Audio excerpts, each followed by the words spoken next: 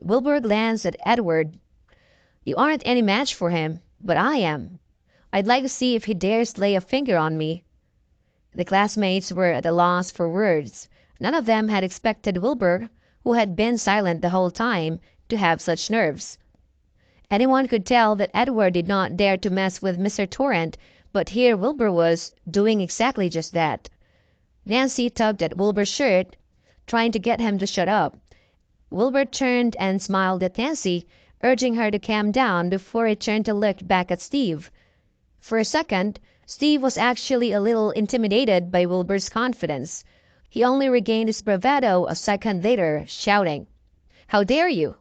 You're asking for death, aren't you?" Wilbur said calmly, "I might not be the one who dies, you know. The Torrents don't seem like that much of a big deal." Steve's gaze narrowed. "Insulting the Torrent clan will end in more than just a beating. I can assure you of that." "Is that so?" "Come at me, then," Wilbur said, unimpressed. Steve was truly furious now. Things had escalated to another level. The Torrent clan was one of the three biggest clans in Seachertown and was not to be ridiculed like this. Steve knew very well what would happen to disrespectful people like Wilbur. In comparison to what Edward had just done, this was a much bigger deal. Steve glowered at Wilbur. "You foolish and ignorant piece of shit! I dare you to come with me to see Mr. Torrent." Wilbur glanced at his classmates, considering his next move. It did not seem appropriate for him to get into a fight in front of all these classmates he had just reconnected with.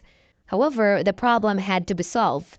He did not want to see his classmates get threatened by Steve like this over nothing. At last, he got to his feet. "Sure, I'll take a look at Mr. Torrent for myself and see if he's as powerful as he sounds." "You've got some nerves. Come with me." Steve gestured at Wilbur, turning to leave. Wilbur got up and Nancy pulled at him nervously. "Don't go. You'll get into trouble on your own." "I'll be fine.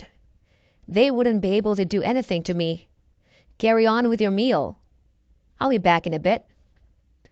After comforting Nancy and the other classmates, Wilbur strode out after Steve. Steve had pretty much forgotten about Edward, entering the room with Wilbur in tow. Edward saw this and hurried to say, "We'll be going now. Bye, guys." After that, he left with Cindy at once. A scapegoat had appeared out of nowhere. It was only natural for him to take the chance to escape. The classmates saw Edward and Cindy leave and got up one after another to go as well. They all had families of their own and no one wanted to get into trouble. Nancy was the only one left in the room. She thought it through, then gritted her teeth before getting to her feet. Wilbur was brought to room 8888. Steve pushed the door open and Wilbur went in after him. All that could be seen was Will and the rest waiting in the room, staring coldly at the door. Seeing Wilbur come on his own, Will frowned. "That's the guy who hit you?" Sammy frowned as well. "No, I don't think so."